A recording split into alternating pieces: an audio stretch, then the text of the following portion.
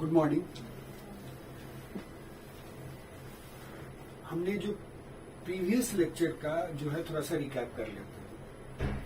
हमने previous lecture में individual monitoring जो था उसको डिस्कस किया था, और इंडिविजुअल मॉनिटरिंग का मतलब क्या होता है कि it is the measurement of radiation dose which is received by the radiation worker.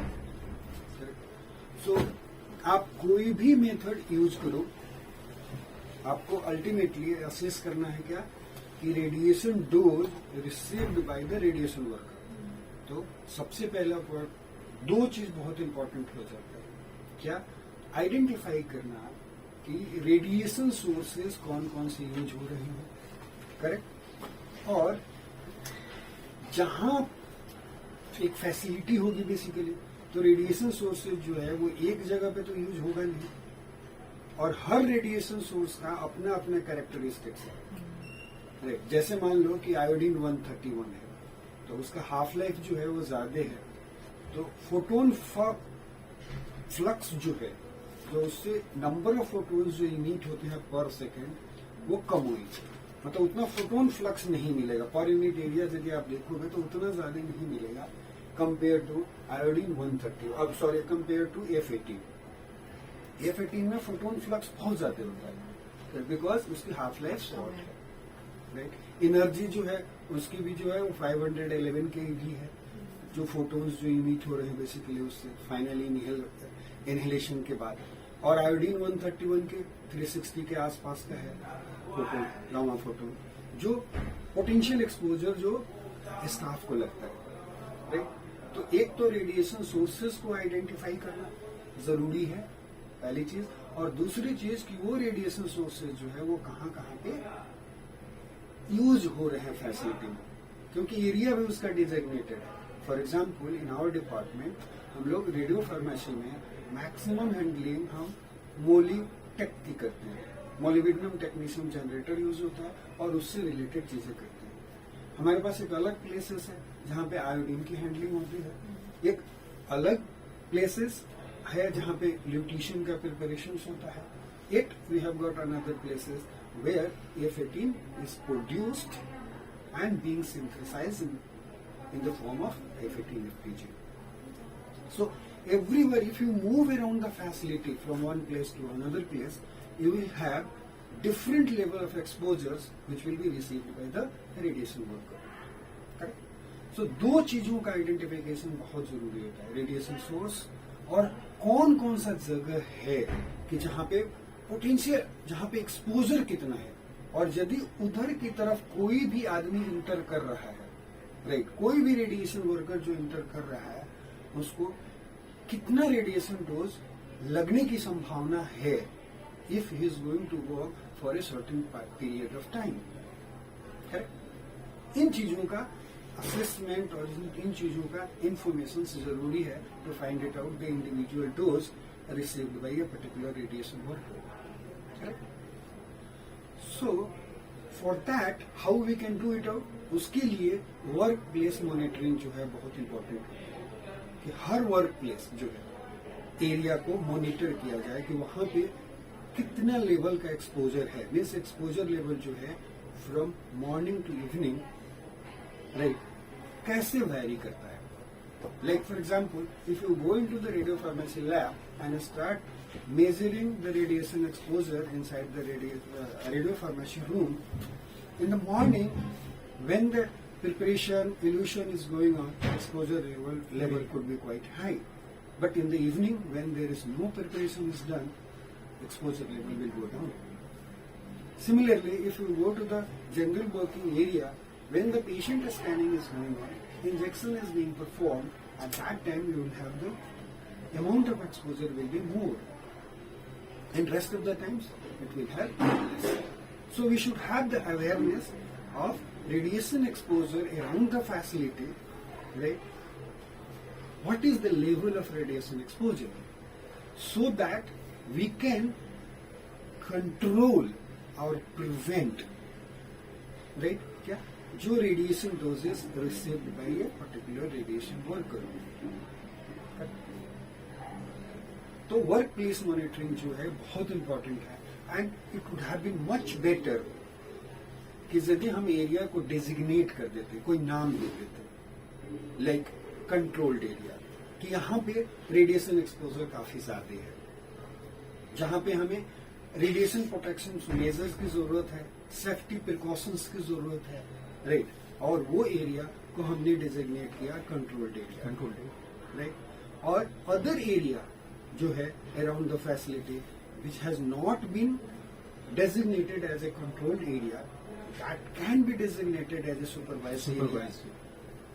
उस केस में नॉर्मली हम कोई वहां पे सेफ्टी मेजर या प्रोटेक्टिव मेजर प्रोवाइड नहीं करते हैं, लेकिन हम चाहते हैं कि विजिलेंट रखना, रिव्यू में, अंडर रिव्यू हो सकता है, हमें डाउट है कि एक्टिविटी लेवल जो है या radiation exposure level can go up और डाउन, राइट।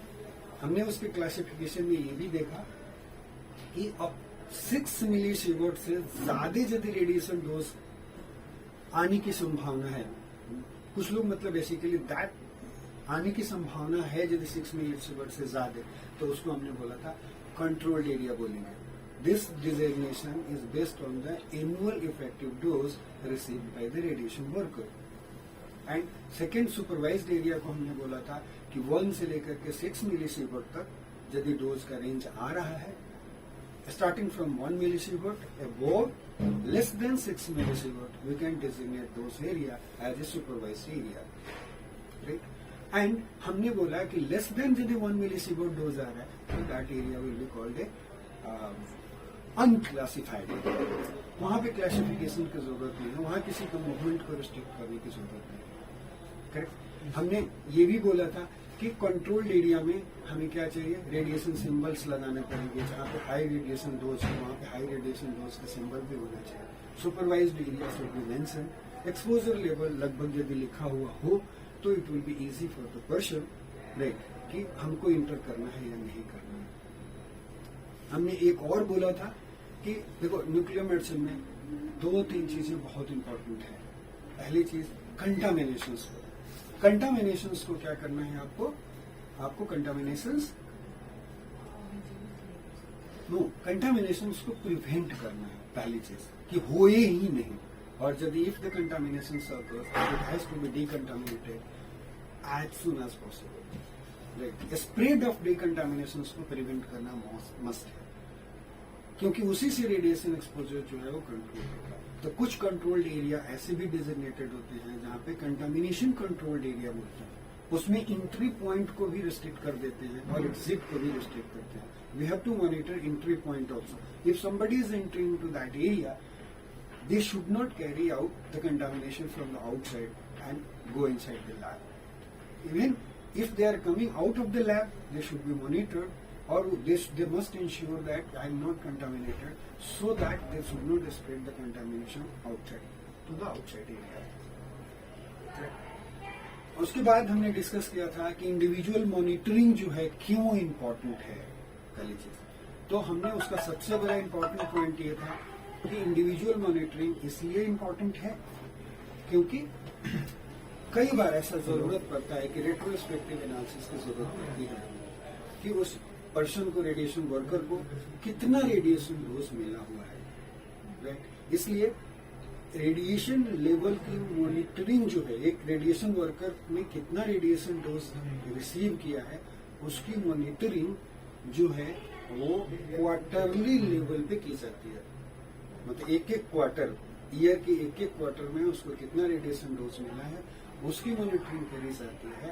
एंड इसलिए और क्यूमुलेटिव करा जाता है। क्यूमुलेटिव मतलब इस मान लो कि एक महीने में 3 महीने जो फर्स्ट क्वार्टर जो है, फर्स्ट क्वार्टर में जो उसको डोज लगा है, राइट, उसके बाद आपका टीएलडी चेंज होता है, सेकेंड क्वार्टर में जाते हो, फिर थर्ड क्वार्टर जाते हो, फिर फोर्थ क्वार्टर जाते हो, एंड सारे जोड़ दो तो ईयर का एक डोज आपको मिल जाता है, क्यूमुलेटिव डोज मिल जाता है, करेक्ट। क्यूमुलेटिव ओवर क्वार्टर्स से आकर के आपका ईयर का बन जाता है। और ईयर वाइज यदि आपके पास रिकॉर्ड है तो फर्स्ट ईयर, फिर सेकेंड ईयर मिलेगा, तो first year plus second year जोड़ दोगे तो सेकेंड ईयर तक क्यूमुलेटिव कितना मिलेगा वो पता चल जाता है।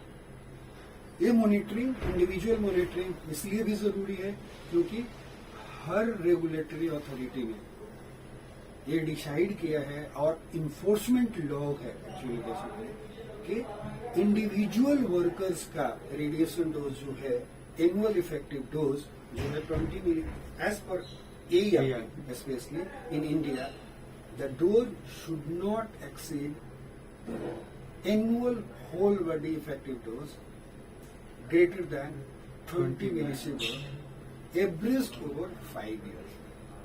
Averaged over 5 years. करेक्ट? तो इसके लिए आपको पहली चीज तो ये एश्योर करना है आपको कि भाई ये नहीं एक्सीड हो। तो आपको बीच बीच में चेंजेस करने पड़ेंगे। मान लो कि किसी क्वार्टर में किसी को ज्यादा लग गया तो दूसरे क्वार्टर में ही आप एडजस्ट कर सकते हो कि उसको काम से इधर की तरफ मूव करना है so that his radiation dose will come to the within the permissible level. दूसरा रेट्रोस्पेक्टिव एनालिसिस के लिए कोई भी यदि ऐसा प्रॉब्लम आ रहा है and we want to investigate right कि what could be have been the reason, कैसे उसका वर्किंग पैटर्न था, उसको डोज कैसे वो रिसीव किया था, ये सारी चीजें जाननी है तो हम रेट्रोस्पेक्टिव एनालिसिस करने के लिए भी इंडिविजुअल मॉनिटरिंग की जरूरत पड़ती है और डोज रिकॉर्ड जो भी होता है वो हमें मदद करता है। Correct right. लास्टली हमने क्या डिस्कस किया था? हमने ये भी डिस्कस किया था कि इंडिविजुअल मॉनिटरिंग्स के क्या क्या बेनिफिट्स हैं। करेक्ट। उस बेनिफिट्स में हमने देखा कि इंडिविजुअल मॉनिटरिंग से वर्क प्रैक्टिस कैसी है वो भी चीजें पता चल जाती हैं। कोई चेंजेस हुआ या नहीं हुआ, फैसिलिटी में कोई चीज चेंज हो रहा है, कोई भी चेंज डिटेक्शन के लिए यूज हो जाता है। वो एक परमानेंट रिकॉर्ड की तरह रहता है। आप कुछ भी मॉडिफाई कर सकते हो तो देख करके रिकॉर्ड को एक एक्शन ले सकते हो कि कैसे मुझे प्रैक्टिस को इम्प्रूव करना है। जो रेडिएशन डोज जब भी आपको हम क्या करते हैं, जो भी क्वार्टर का जो रेडिएशन डोज जो वर्कर रिसीव करता है उसको इन्फॉर्म किया जाता है कि भाई आपने इस क्वार्टर में ये पर्टिकुलर रेडिएशन डोज रिसीव किया है, so that he should know कि विद इन दिस 3 months और 1 क्वार्टर में उसने क्या क्या काम किया था और ये डोज जो भी आ रहा है चाहे ज्यादा है या कम है वो अपने वर्क प्रैक्टिस से रिलेट कर सकता है and then he can take the appropriate action in the next quarter to improve his work practice. So radiation work practice जो है वो इम्प्रूव करने में भी इंडिविजुअल रिकॉर्ड जो है वो मदद करते हैं। Correct fine. So that was the brief about the study class. Now we are going to see that how we do the dosimetry for external and internal exposure। अभी क्या है, जो हमने बोला कि इंडिविजुअल मॉनिटरिंग में हम क्या कर रहे हैं कि radiation dose received by the radiation worker वो मुझे क्वांटिफाई करना, उसको मेजर करना। तो रेडिएशन डोज कहाँ कहाँ से उसको रिसीव हो सकता है। एक तो सोर्स बॉडी के बाहर हो तो भी उसको रेडिएशन डोज मिलेगा और यदि सोर्स बॉडी के अंदर चला जाए तब भी उसको रेडिएशन डोज मिलेगा। यदि सोर्स बाहर है तो एक्सटर्नल सोर्स बन गया, बॉडी के बाहर है तो एक्सटर्नल सोर्स, और उसको क्वांटिफाई करना, उस डोज को क्वांटिफाई करना एक्सटर्नल डोसिमेट्री में आएगा। यदि इंटरनल इंटेक हो जा रहा है, इंटरनल इंटेक बाई इंजेक्शन हो जाए, इनहेलेशन हो जाए, वुंड और कट के थ्रू आ जाए बॉडी के अंदर, तो वो इंटरनल डिपोजिट हो गया और उसके चलते जो उसको रेडिएशन लगेगा उसका measurement it will come under the internal dosimetry. Okay right. So external हमको डोसिमेट्री किसकी करनी है? Dosimetry for external and dosimetry for internal exposure के लिए। राइट। सो 2-4 लाइन ऐसे करके लिखे हुए, we will just go line by line, word by word, so that we can understand much better, right? So external dosimetry क्या है? Is the measurement of dosage, measurement of doses due to radiation sources that are outside the exposed worker's body। जितने source से वो expose होगा, क्या लिखा है देखो, radiation sources, measurement of dose due to radiation sources. एक सोर्स की बात नहीं कर रहा, wherever he will work। जैसे फॉर एग्जाम्पल आपका जनरल में जिसकी पोस्टिंग होगी, राइट, उसको टेक्नीशियन से मिलेगा, राइट। जो पेट में होगा उसको एफएटी, कहीं पे आयोडीन, कोई ल्यूटिशियम, कोई अल्फा थेरेपी, करेक्ट। कोई थाइलियम यूज कर रहा है, तो एक वर्कर को हर जगह यदि मूव करना है, राइट, तो वो सारे रेडिएशन सोर्सेज से जो भी उसको डोज लगेगा उसका मेजरमेंट एक्सटर्नल डोसीमीटर करेगा। This is clear, right. So that are outside the exposed workers body, और उसके बॉडी के जो भी बाहर रेडिएशन सोर्स है सबसे जो भी रेडिएशन डोज मिल रहा है उसका मेजरमेंट करें। नाउ सच डोजेस, ये डोज जो है are usually measured by a suitable dosimeter. वो डोज कैसे मेजर होता है और किस चीज से मेजर होता है? It is using a suitable dosimeter, we also called radiation badges, जो आप टीएलडी यूज करते हो, and that is owned by the worker. वो वर्कर अपने साथ पहन के रखता है। वो डोसीमीटर ही एक्सटर्नल एक्सपोजर को क्वांटिफाई करता है या मेजर करता है, correct. So radiation badge is important to measure what external radiation dose, right, correct. Now what is the assumption? Assumption क्या है?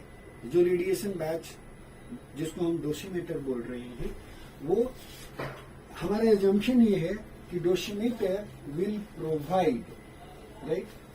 Provide a representative measurement of radiation dose by the worker's body. एक word क्या लिखा, ध्यान रखिएगा, what is it? Representative.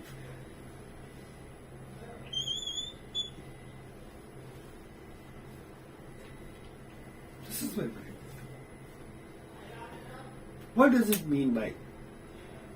It says dosimeter, हम क्या assume कर रहे हैं कि dosimeter will provide representative measurement of radiation absorbed by the worker's body.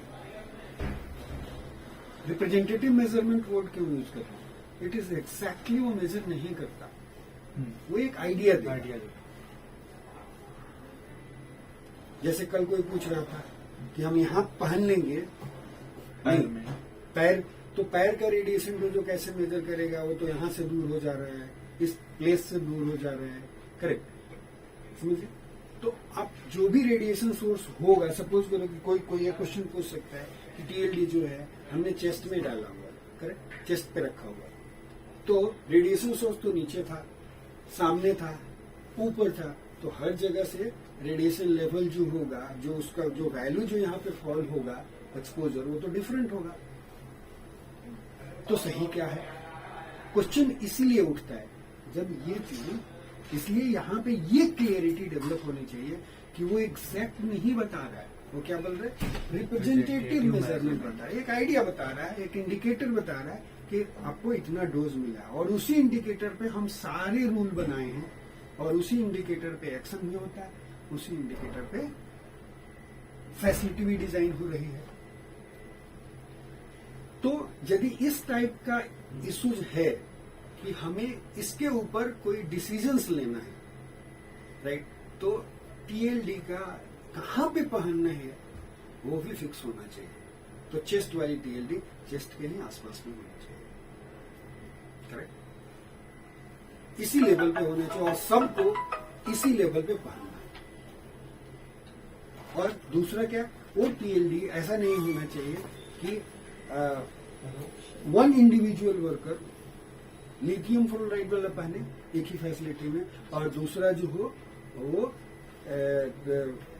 Calcium sulphate डेस्प्रोशियम doped TLD पहने, ऐसा भी नहीं होना चाहिए, यूनिफॉर्म।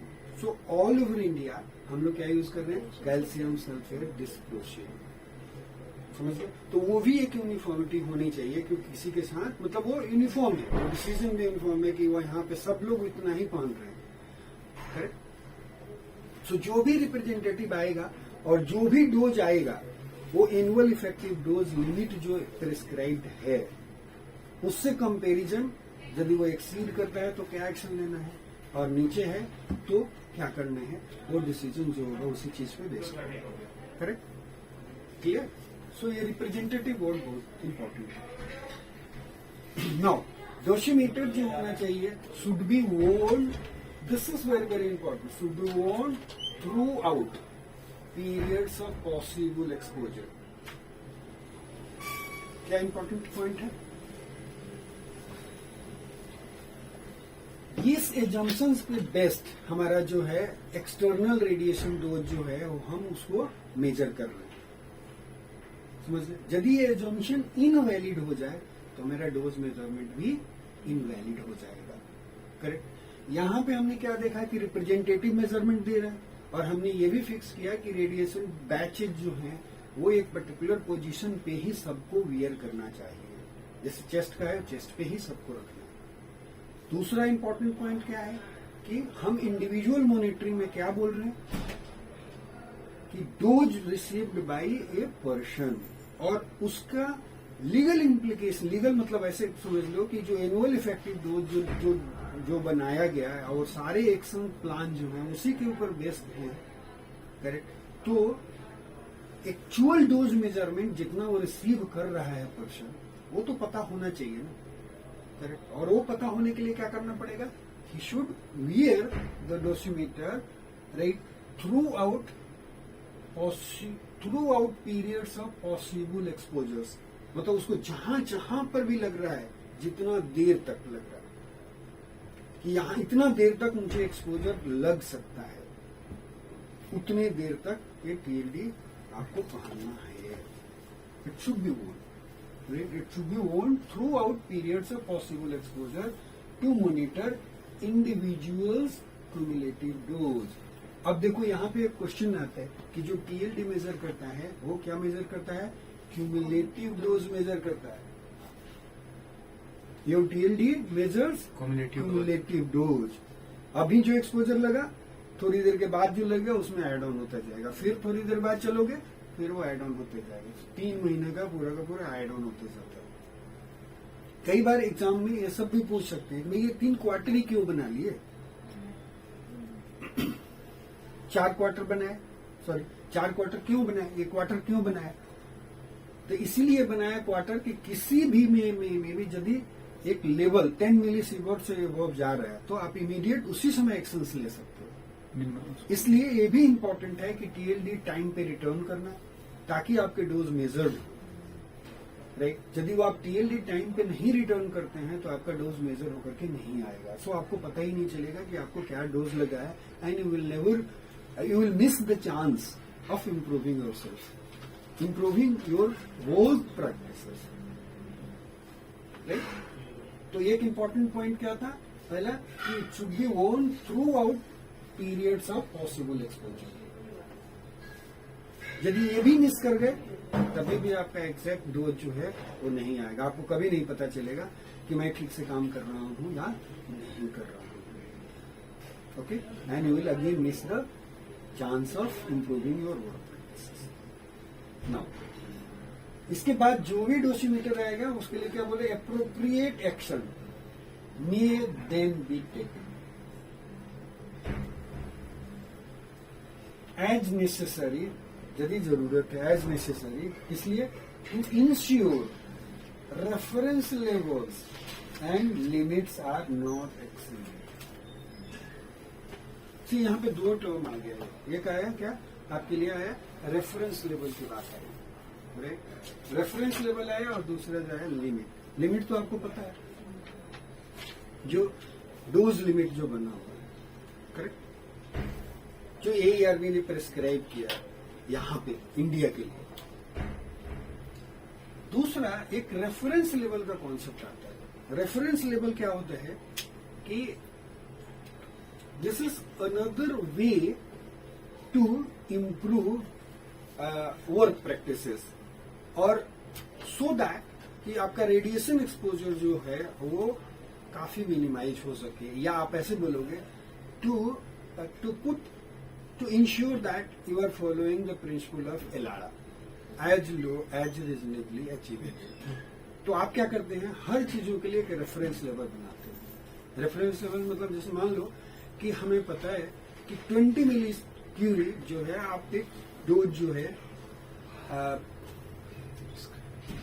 एमडीपी बोन स्कीम के लिए आप इंजेक्ट करते हो, राइट। रेफरेंस लेवल में क्या होगा कि 20 मिलीक्यूरी से जो इमेज बन के आ रहा है, जो इंफॉर्मेशन मिल रहा है मुझे, क्या मैं 20 के बजाय 18 मिलीक्यूरी कर दूं, समझिए, और सेम कोई और चीज ऐसा बनाऊं, अपना प्रोटोकॉल एडजस्ट करूं कि इमेज क्वालिटी मेरी सेम आ जाए, समझ गए। जैसे हम लोग इमेज प्रोसेसिंग का काम करते हैं, हम बोलते हैं ना कि यदि हमारे पास ऐसी भी कम क्वालिटी हो तभी भी हम इमेज को प्रोसेस करके बेहतर बना सकते हैं।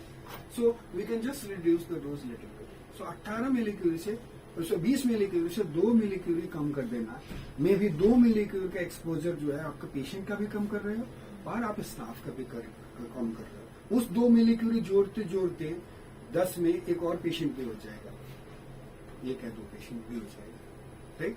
सो बेसिकली रेफरेंस लेवल का आइडिया ये है कि to put LRI into the practice. तो हम क्या करते हैं उसमें ना, जो भी एक फिक्स डोज का कॉन्सेप्ट जो है कि भाई ये मैक्सिमम डोज है, इस पे अच्छा मिल रहा है, तो हम फैसिलिटी में क्या करते हैं, वो रिसर्च करते रहते हैं, कितना नीचे जा सकते हैं, कितना नीचे जा सकते हैं, तो एक रेफरेंस बना देते हैं कि इससे नीचे, पर इसके नीचे ही रहो, इसके नीचे ही रहो। तो कभी भी आप सपोज करो कि 20 मिलीक्यूरी पे सब गाइडलाइन बना हुआ है, और रेफरेंस यदि आप आप रेफरेंस जो बना लिया 15 मिलीक्यूरी का या 18 मिलीक्यूरी का यदि आपने बनाया है, राइट, तो वैसे भी आप जो फाइनल जो डोज का लिमिट जो है वो एक्सीड नहीं करोगे यदि इसके नीचे रह रहे हो। तो इसको बोलते हैं रेफरेंस लेवल। ऐसे करके आप देखोगे, नेट पे सर्च मारोगे तो आपको डायग्नोस्टिक रेफरेंस लेवल मिलेगा, वो कीवर्ड डालोगे तो हर इमेजिंग प्रोसीजर्स के लिए आपको कुछ न कुछ गाइडलाइन मिलेगा, करेक्ट। आईएईए के भी डॉक्यूमेंट्स आपको मिलेंगे इसको, डायग्नोस्टिक रेफरेंस लेवल पे। तो ये क्या बोल रहे हैं, appropriate action may then be taken. जब डोसीमीटर का रिजल्ट आ जाएगा, क्युमुलेटिव डोज आपके पास आ जाएगा, तो आप डिसाइड कर सकते हो if it is necessary you should take the appropriate action so that your to ensure that reference level जो भी and limits are not exceeded. क्या करा जाए उसके लिए ताकि रेफरेंस लेवल न क्रॉस करे, या जो लिमिट जो है, जैसे मान लो कि एक क्वार्टर में 10 मिलीसीवर्ट है जहां पे एक्सपोजर इन्वेस्टिगेशन शुरू हो जा रहा है, राइट, तो उससे मच बिलो कैसे रहे, व्हाट शुड वी डू।